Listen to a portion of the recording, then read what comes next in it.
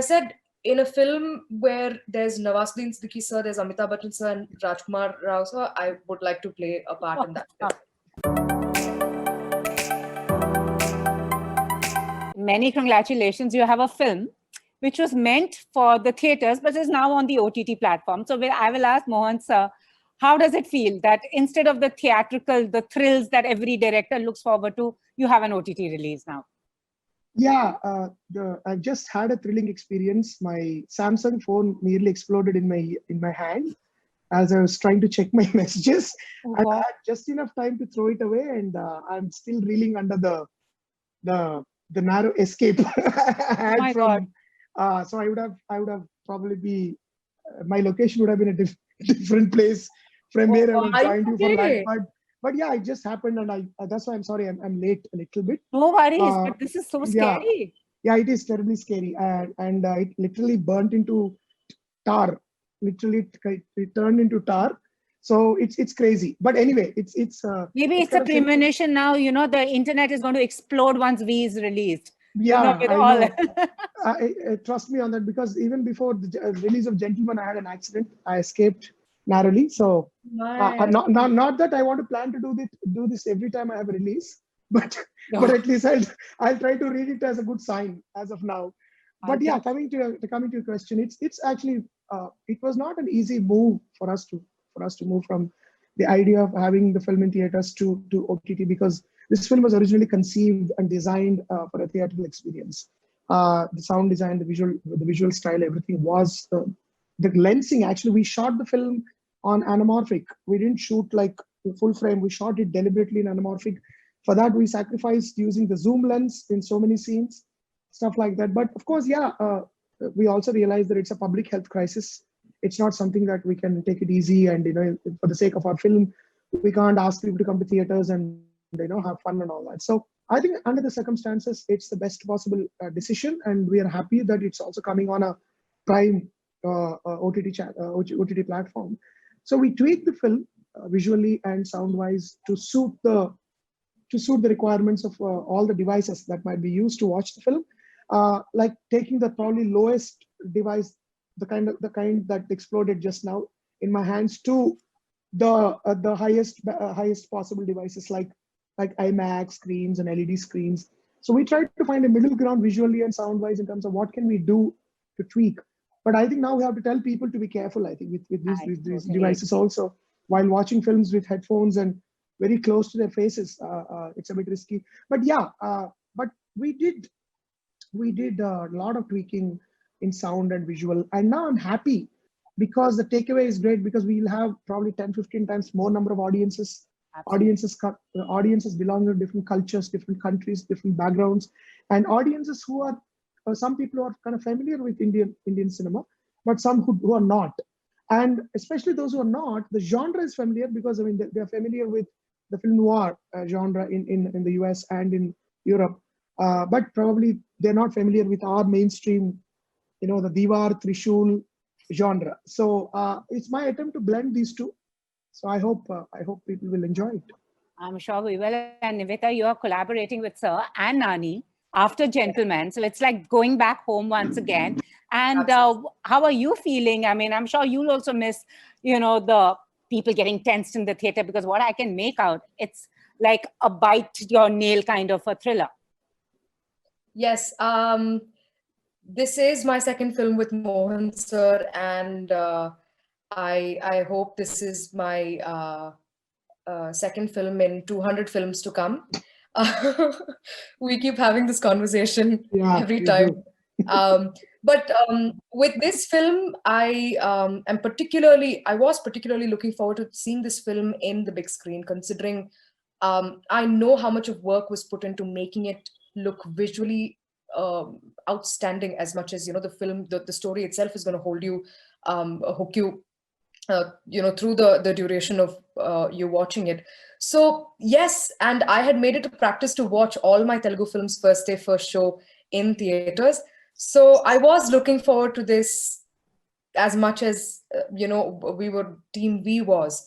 But as Sir said, considering the circumstance, I think this is the best solution we could have had, not just for us and for Amazon, but also for the people, because they are all craving to watch a very, very good I agree. regional film. So I'm glad that we're going to have this bulk viewership. I think that's very, very good for V, because just visually it's brilliant that it's going to appeal to anyone across the globe, regardless of whether they know the language. True. I so agree with that. And also, as you said, regional films are now with the OTT platforms and movie streaming, it's now the cohesive thing. It's Indian cinema, and people are lapping up content because content from the South is really striking a chord with people across. Yeah, interestingly, I think the non-Telugu audiences, especially the North Indian audience, will find traces or kind of hidden tributes to the genre they liked at one point. Like I've been a great fan of Salim Javed, Amitabh Bachchan, Shashi Kapoor films like Trishul, Deewar, and then the continuation of that happened with Shah Rukh Khan in Dar and Bazigar. So it's about the clash of two systems. Like, you have the cop and the criminal, the police officer versus the killer, and the dialogue bazi that goes, the emotional dialogues that get exchanged, and the arguments made for each of them. And I wanted to blend that with the film noir tradition that I have always been a fan of, like the French films of Jean-Pierre Melville, the David Fincher, Hitchcock, and the likes. And I thought, how can I was always craving a story that can actually allow me to blend these two. Sure. And this was the best possible story that allowed me to blend these two. So you stylistically, visually, it has a certain noirish elements which I wanted to bring in, but it also has a very distinct, rooted Indian cinematic flavor to it. In the way the dialogues are written and the way the emotional exchanges take place between people. So it's my attempt at sort of a kind of a hybrid that I wanted to do for a long time. And when I saw the film, I thought it's not such a bad job. It worked. No, the trailer quite looks nicely. amazing. Yeah, and then we have the crime writer who basically, what was it like for you stepping into the shoes of Apurva? Are you into crime novels? Is it a genre that really appeals to you, Nivetha? Or did you have to start from scratch and try to get into the mindset of a crime writer? Absolutely not. I mean, it is not maybe a crime writer, I don't know, but I think I had to tone it down to sort of step into the shoes of Apurva, because I am weird that way, nicely. I love well, I don't want to talk about it right now, but there have been lines that Apurva says, which I was pretty taken aback. I was like, wait, has Mohan sir been looking at the kind of stuff that I've been watching? How is this so similar to the kind of stuff that I love watching? So, no, crime is not a genre that is far away, distant for me at all. I absolutely enjoy watching murder mysteries, real life documentaries. I absolutely love binge watching them. So I think the kind of even certain lines that Sir had written are so quirky, and it may seem like, what? But I didn't find it weird at all, because I think in some way I was vibing with what Apurva meant, So I think that sort of attention to detail in terms of writing, that is Sir's expertise and expertise. And I think I just absolutely loved collaborating on this film, especially with Apurva, because honestly, I just can't see anybody else doing it now. The interesting thing is, actually, I have to add here that before actually I made this film, I read a very fascinating novel by Anita Nair called Cut Like a Wound, which is actually about a psychopath, a serial killer novel. And I read a lot of interviews of hers where she was talking about how she, as a woman, when she went out and wanted to write a crime novel, a lot of people she was interviewing were surprised. The police officer she met and the sub-inspector she met, if I'm not wrong, she was saying they were fascinated that a woman is exploring this dark space of a serial killer. So, and if there is a discreet tribute, you can see Anita Nair's picture in the film. So yes. I put it in Apurva's room, actually, as kind of a tribute, because for me the fascinating thing about the character is a woman writing about crime, because mostly we associate women's writing with soft romantic dramas. But some women actually have been one of the few best crime writers ever. Exactly. I mean, one of the greatest ever is Agatha Christie. I mean, Agatha Christie was just, she has been top. And some of the other great writers also, they've written brilliantly about crime and criminals. So Apurva constantly is a personification of constantly debunking what others have, the notions others have about how a girl should be, how a woman should be, how a film heroine should be, how a lead actress should be. So Apurva constantly jokes about it, pulls the rug from under your feet, and plays with the expectation of the audience as well as the protagonist. So that's why I'm really kicked up about the role. Yeah, and of course, Nivetha, as usual, did very well. And and from a child star to a lead heroine, Nivetha, what's your process? And are you also happy with, as said, he wants to debunk the myth of the typical heroine?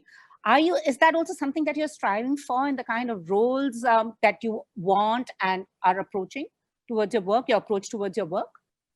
Absolutely. I think for a character which to be written with so much amount of detail, and to Sir kept giving me backstories about, and he had an answer to all my questions. And I felt like this dialogue was extremely important to make sure that, Apurva stood out, not, like among the attributions that are usually associated with, how a female lead should look like and how her room should be designed, how, the kind of clothes she wears.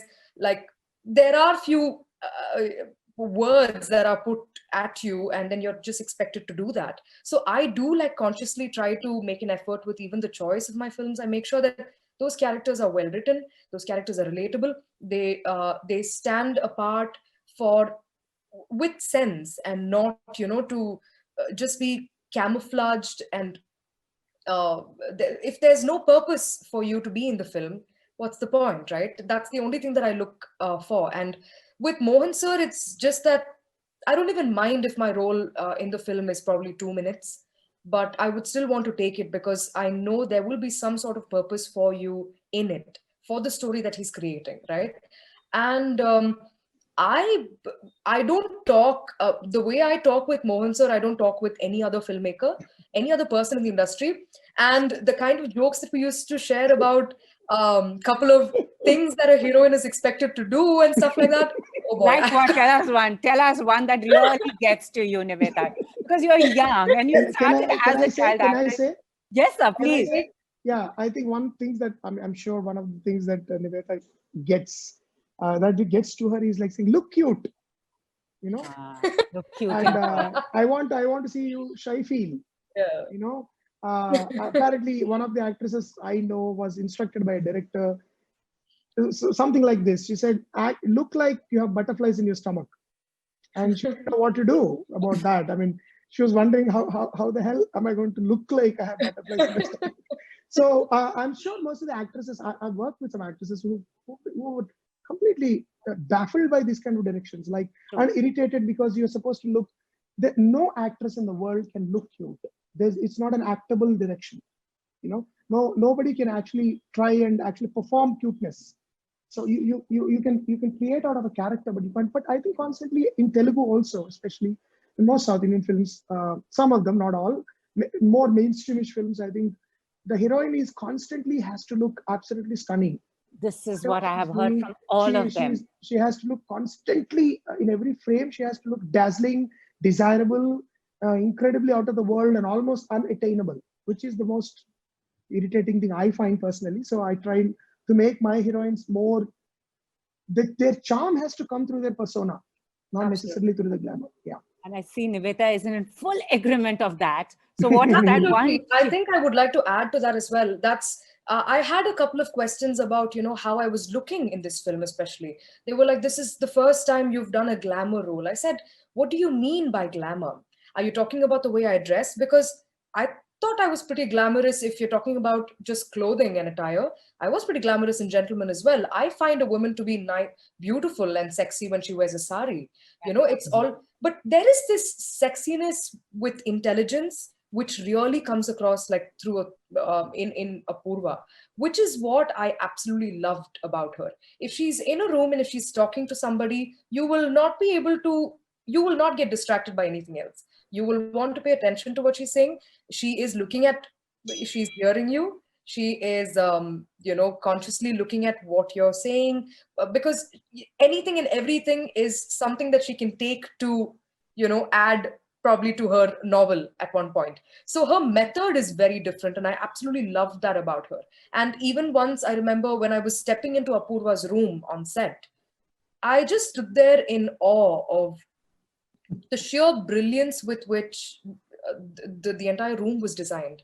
Those are things that I would love to, because those things add to your character. It's not just you performing. It's not just how you look. It is what you say. It is how your room looks. It is the kind of clothes you, everything adds on to the character. So I don't think I can ever take credit just for myself for the way Apurva turns out. She's wonderful. I really like her. And it's not like both, especially Nivetha's character, from her introduction to the epilogue of the film, that you do find a very cohesive link to why, from where she starts, actually where she ends. It's weird. If you see the film, you'll appreciate it more. The way it starts and the way it ends, the film ends, is probably how the film is actually narrated. Nivetha's, the Apurva's story is what the film story is. So that kind of a narrative twist is there in the film, which gives you the impression, which does not take the heroine out of the narrative. She's not there because this film needs a heroine. The strong muscular cop needs somebody admiringly looking at her or looking at him all the time. It's just that something, the women in this film give a sense of purpose and perspective to the men. While the men are chasing each other and bashing each other up or whatever, throwing punchlines at each other, it's the women who give them the sense of perspective, a sense of purpose. So that is what I wanted to keep. Although in this film, I must admit that the screen time of the female characters is lesser than the male characters. It's probably the most male film I have made, but they both are absolutely central to the narrative, without which the film doesn't make sense at all. And I think that's where Sir's expertise as a screenwriter comes across, because though we're talking about two women who are extremely pivotal in the story, it's not preachy. We're not trying to prove a point. We're not. They're just women who know their deal, who know their business, and they do it with flair. And those are characters which you just can't say no to. Absolutely. And Nivetha, I saw her fan following on social media. It's humongous. I'm sure there's a lot of expectations because fans do tend to revere the actor, and sometimes they don't get the real and real. They tend to think it's the same. Do you think sometimes you get bogged down by the expectations on you? Do you think you need to conform to those expectations? No, I never feel like I have to conform to them. I think the more I do that, the more I'm going to put myself in a box, and I'm going to try and please them. That's a very dangerous place to also be in, because the audience are ready to take what you give them.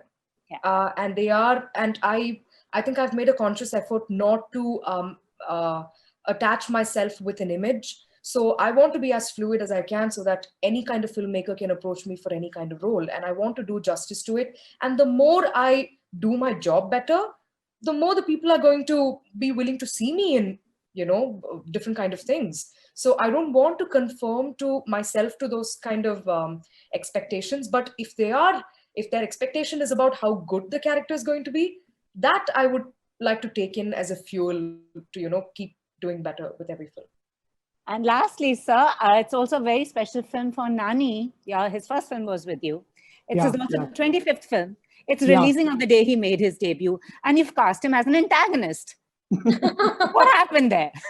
No, actually, when I finished the script and I thought Nani would be the right guy to do it, I approached him. I didn't know it was going to be his 25th film because I knew that Nani signed a few films.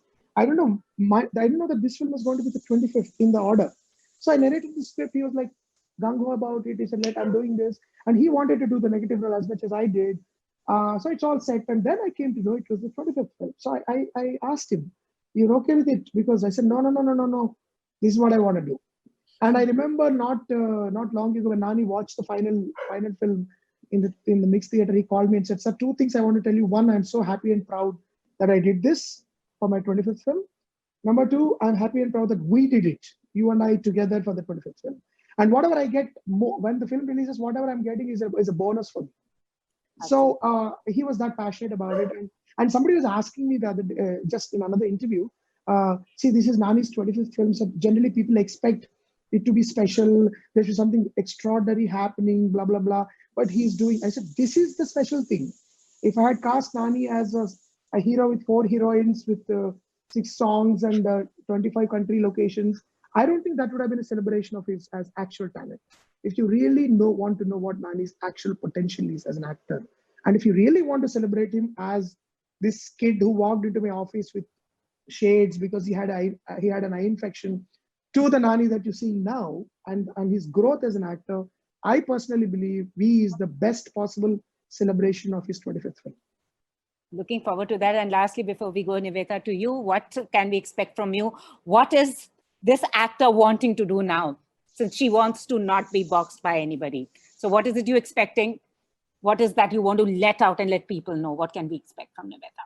I want people to know that I'm here and I'm here to stay. I want my growth to be, I don't mind my growth being slow, but I want it to be slow and steady. I want to become a better actor every day. I do not want to be tagged as a star. I don't want that at all. But if I am being called a good actor, and if people are able to relate to the kind of characters that I'm doing, if they like my films, I think I will. I was joking about this with one of my friends. I told him, I think I will keep working in the industry, in the Indian film industry or wherever, till the time I have 0 audience. So even if I have 1 audience, I think I'm going to keep working. So that is my intention. So I want to thrive. I want to not just sustain. So I'm thinking of the long run. I am willing to do characters which are meaningful. And honestly, it's not that difficult. It is not that difficult to